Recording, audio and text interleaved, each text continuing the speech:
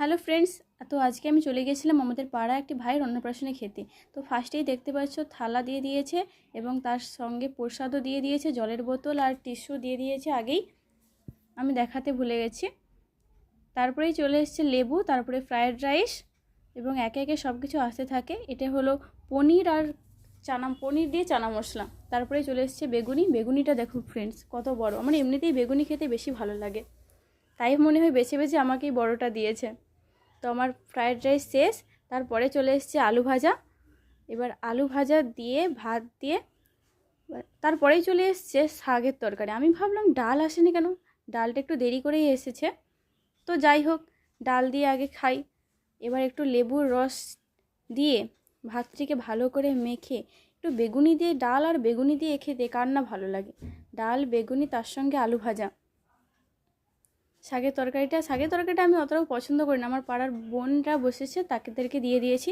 তারপরে চলে এসছে একটা সবজি, কুমড়ো আলু বরবটি দিয়ে একটা সবজি এসেছে। আমি অতটাও পছন্দ করি না সবজি খেতে, তাই মা আমাকে সবসময়ই বকে।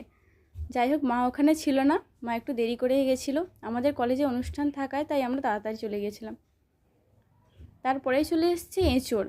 আমার তখনকে ভাত শেষ, আর আমরা ভাত আর নিইনি, এমনিভাবেই খাই। এই দেখুন ফ্রেন্ডস, আমাদের পাড়ার বোনেরা বসেছে, ওরা শুধু হাসছে। আমরা হাসছিস কেন, খেয়ে নে।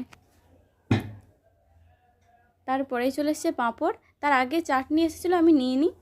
আমার পাশে আমার বান্ধবী বসেছে, ওই দেখুন খাচ্ছে আর লজ্জা পাচ্ছে শুধু। তারপরেই চলে এসছে পায়েস দিয়ে পাঁপড় খাচ্ছে দেখে আমার বান্ধবী তো হেসে হেসে লৌটিয়ে যাচ্ছে, ওরাও খাচ্ছে। তারপরে পায়েসটা কিন্তু দারুণ হয়েছে। অন্নপ্রাশনে পায়েস হবে না তাই কখনো হয়? এই দেখুন ফ্রেন্ডস, বেশিজন বসেনি, আমরা ফার্স্টে বসছিলাম বলে সবাই বসবে একে একে, আমরা তাড়াতাড়ি বসে গেছিলাম, আমাদের যেহেতু একটু তাড়া আছে। তারপরেই চলে এসছে দইটা আমার ভালোই লেগেছে, কিন্তু আমার গলাটা একটু খারাপ হয়, ঠান্ডা লেগে গেছে, তো তাই আমি দইটা অতটা খাইনি। তারপরে মিষ্টি এবং জোয়ান তো আগেই দিই।